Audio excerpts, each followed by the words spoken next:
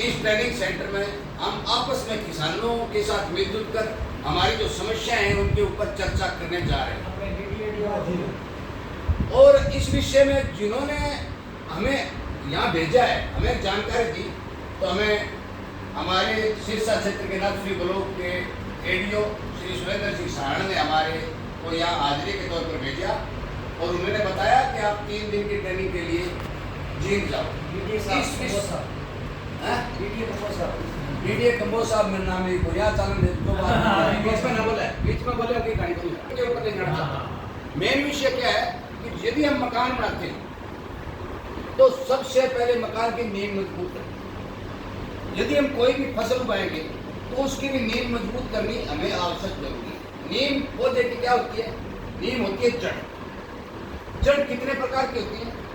मान के चलो एक पौधा ये ले लिया, इसकी जड़ें इस तरह से होंगी, ये होंगी बोझानुमा जड़, जो हम गेहूं की, जौ की या जिस तरह पीपल की जड़ानुमा जड़ बनाते हैं। दूसरी ये पौधे की जड़ होगी, ये होगी लंबी वाली जड़, ये पूरी गहराई तक जाएगी। जिस तरह से मूंग है, चना है, चंडी है, आपने देख लो, ये जड़ होगी मूसला जड़। अब ये हमें देखना है कि जड़ कितने प्रकार की होती है।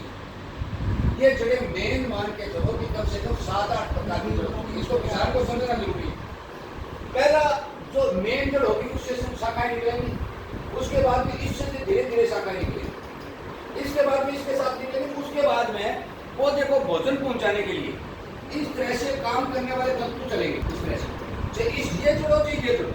जिस तरह से हम चौमासे में कोई घास काटते हैं तो सब कुछ दिखाई देते हैं छोटे छोटे, वो क्या होते हैं? वो पौधे को सामान पहुंचाने का काम करते हैं। अब हमें करना क्या है? यदि कोई किसान अच्छी पैदावार लेना चाहता है तो उसके लिए सबसे पहले इस क्षेत्र को सुरक्षित बनाना जरूरी है। और अक्सर देखा गया है कि भारत की जो मैदानी एरियो की धरती है उसमें 80% धरती के अंदर नीमाटोड और हानिकारक फंगस ने अपना घर जमा लिया है। सबसे बड़ा नुकसान जिसे नरमा में उखेड़ आ रहे हैं, सरसों में उखेड़ आ रहे हैं, बागवानी के पौधे जा रहे हैं, मतलब खत्म होती जा रही है फसल। क्यों होती जा रही है? इसका सबसे बड़ा कारण ये हो गया कि 70 साल की जो खेती हमने की, उस खेती में किसान ने जो पौधा खड़ा किया, इसके पत्ते वगैरह, इस पर तो ध्यान दिया, कीड़े मकोड़े मार दिए, तेला चेपा मार दिया, परंतु इस जड़ की ओर किसी ने ध्यान नहीं दिया। और जमीन के अंदर लगातार हानिकारक नीमाटोड की संख्या बढ़ती है। नीमाटोड अच्छे भी होते हैं, माड़े भी होते हैं, जो काम भी करते हैं, हानिकारक भी होते हैं। अब करना क्या है कि हमें इन नीमाटोडों से फसल को बचाना है, इस फंगस से इस जड़ को बचाना है, ताकि ऊपर का पौधा, ऊपर का हमारा घर जो है वो सुरक्षित रहे। इस जड़ को बचाने के लिए हमें करना क्या है? हमारे पास 2 ऐसे मित्र फंगस हैं। पहला है ट्राइकोडर्मा और दूसरा है सुडोमोनास। ये दोनों ही क्या है? किसान के मित्र फंगस है। यदि इन दोनों की संख्या खेत में प्रॉपर होगी तो कोई आपकी जड़ को नुकसान नहीं पहुंचा सकता। जिस तरह से भारत की फौज यदि बॉर्डर पर खड़ी होगी तो पाकिस्तान की फौज यहाँ आकर के अटैक नहीं कर सकती। तो आपने क्या किया कि दोनों ही बैक्टीरिया की संख्या घटा दी और इस फौज को मार दिया। अब आपकी जड़ मर गई तो ऊपर पौधे के लगे रहो, तेल लगाओ, धुआओ, मुंह चोपड़ने से कभी कोई जुआन नहीं बनता, उसके पेट में डालो। इसका मतलब है कि एक तो ये दोनों बैक्टीरिया बढ़ाने का तरीका हर जगह यूट्यूब पर देख लेना, चाहे गूगल पर सर्च कर लेना, डालने का तरीका टोटली डॉक्टर साहब जैसे विशेषज्ञ लोगों ने ये सारा का सारा बता रखा है। दूसरी बात, हम ऑर्गेनिक पर आज चर्चा कर रहे हैं, हम कोई रासायनिक पर नहीं कर रहे। ऑर्गेनिक के लिए आपको करना क्या है? इन दोनों ही बैक्टीरियों को जिंदा रखने और हानिकारक बैक्टीरिया को मारने के लिए सबसे टॉप यदि आप लेना चाहते हो, तो कोई किसान ज्यादा पैसा खर्च करना चाहता है, वो लेता है नीम की खड़ी। नीम की खड़ी 40 किलो प्रति एकड़ है, 100 किलो प्रति हेक्टेयर, 100 किलो प्रति हेक्टेयर। यदि नीम की खड़ी का इस्तेमाल कोई किसान करेगा तो उसके खेत के अंदर लगातार 2-3 वर्ष करने से नीमाटोड या हानिकारक फंगस की स्थिति खत्म हो जाएगी। ट्राइकोडर्मा और सुडोमोनास काम करने शुरू हो जाएगी। नंबर 1।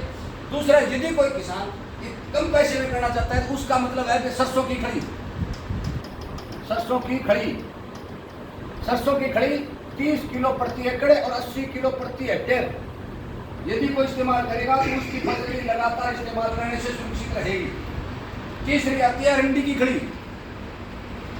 अरंडी की खड़ी, यदि अरंडी की खड़ी का इसी सरसों वाली अनुपात में इस्तेमाल करेगा तो उसकी पौधे की जड़ें भी सुरक्षित रहेगी। ऑर्गेनिक के अंदर ये तीनों एक खड़ी जितना पौधे के लिए काम करेंगी, ये रामबाण काम करेंगी, पौधे की पूरी जैविक शैली को बचाने और उसकी मतलब उम्र बढ़ाने का काम करेंगे। नंबर एक, इन खड़ियों के इस्तेमाल से पौधे की रोग प्रतिरोधक क्षमता भी बढ़ेगी और पौधे पर रोग कम आएगी।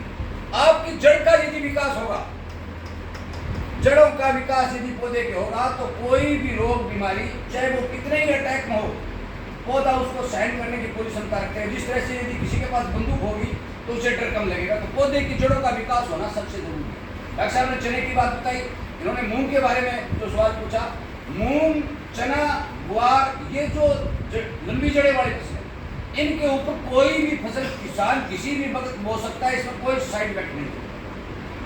ये मान जड़ों वाली जो बोझानुमा मैंने जड़ बताई, उसके ऊपर हमें सोच समझ के काम करना पड़ेगा, क्योंकि जो भी जितने भी जड़ें वाली फसल, ज्यादा जड़ों की जो फसलें होती हैं वो जमीन से पोषक तत्व बहुत ज्यादा लेती है, वो जमीन को डैमेज करती है।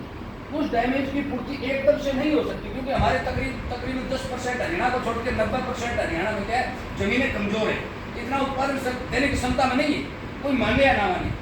उन जमीनों में हमें चक्र मतलब फसल चक्र अपनाना ही पड़ेगा यदि किसी किसान को ठीक पैदावार मिलेगी। मेरा मतलब आज जड़ कोई है कि जड़ों की सुरक्षा के लिए आपको 3 प्रकार की खड़ी कोई सी भी ले सकते हैं। ट्राइकोडर्मा, सूडोमोनास, दोनों का खेत में इस्तेमाल करने का तरीका हर जगह बताया हुआ है। मैं भी बता दूं कि इनको आप मल्टीप्लाई करके भी डाल सकते हैं। केंचुआ खाद और ठंडी, ये लंबा प्रोसीजर हो जाता है, घंटों की बात करते तब जाए किसान भी समझ में आता है। पर तो यूट्यूब पर अनेक वीडियो चल रहे हैं, डॉक्टर साहब इस सब के संपर्क में इन दोनों को इस्तेमाल करने का तरीका किसान पूछ सकता है, पकड़ भी सकता है। उसके बाद में यदि खड़ी का इस्तेमाल करेगा तो उसको भी अच्छा और सुंदर बेनिफिट मिलेगा। अगले टॉपिक में यदि डॉक्टर साहब टाइम देंगे तो मैं ऑर्गेनिक तरीके से आपको रोग जो पौधे के ऊपर आते हैं उनको रोकने का सरल और सफाई बगैर पैसे का तरीका बताने की इच्छा रखता हूँ। वो डॉक्टर साहब की मर्जी है। मौके पर जड़ को, जो नीम को, जो हम मकान की नीम है उसको मजबूत करने या पौधे की जड़ को मजबूत करने के तरीका आप तक पहुँचाने और आपको बताने के लिए ये जो बात मैंने बताई है, इसी टॉपिक में आपको बता दो। नहीं वो बता दें डॉक्टर साहब, कल सुबह बता दें। मैं डॉक्टर साहब का धन्यवाद देता हूँ।